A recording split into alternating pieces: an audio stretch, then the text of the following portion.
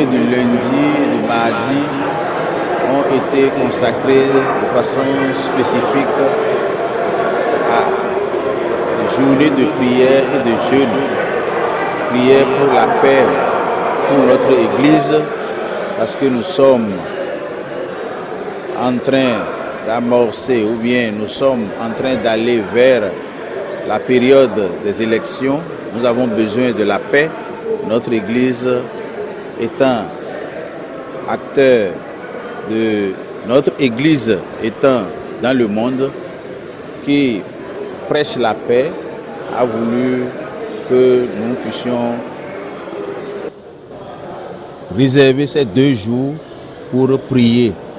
Et la 3e journée qui était le mercredi 19 était également la fin des 3 jours de jeûne et de prière. Mais ce 3e jour, qu'est le mercredi, était cumulativement exécuté avec la session pastorale qui a eu lieu à Sotianhoué, dans le secteur de Lac. C'était hier mercredi où les pasteurs se sont retrouvés et nous avons discuté de la vie et de la formation des pasteurs de l'EPMB. La vie des pasteurs de l'EPMB, il s'agit de savoir qui est pasteur, combien nous sommes, quelles sont les activités que nous avons menées au cours de l'année, les pasteurs qui sont en formation, les pasteurs qui ont été affectés et toute l'activité pastorale. Qu'est-ce qu'on en a fait en 2024? On a passé tout cela en revue et nous avons pris des résolutions.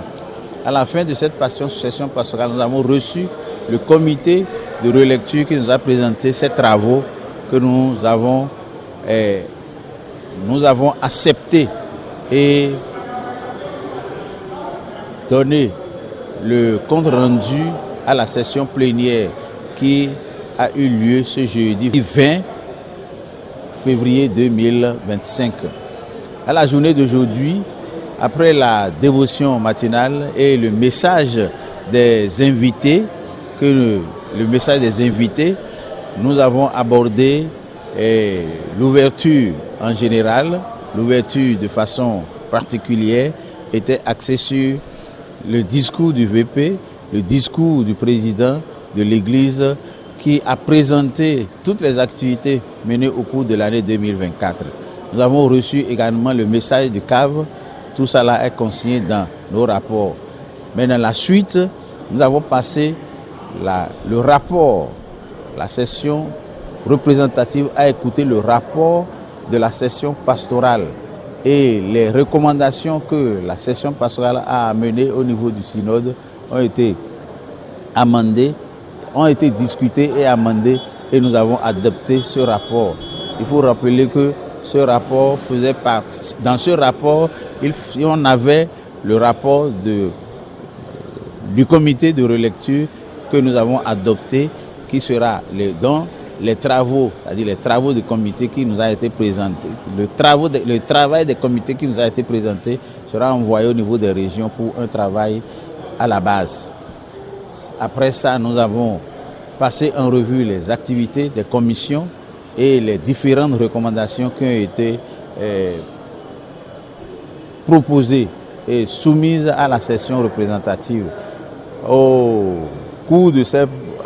thème de ces présentations, le synode a décidé et a pris des résolutions que nous allons, à partir de la semaine prochaine, c'est-à-dire à la fin du synode, nous allons commencer par exécuter. Donc pour la mise en œuvre de ces activités ou bien de ces recommandations ou bien de ces décisions, les commissions qui ont travaillé vont prendre la relève pour continuer le travail au cours de l'année 2025. Nous venons de finir cette journée par le culte eucharistique.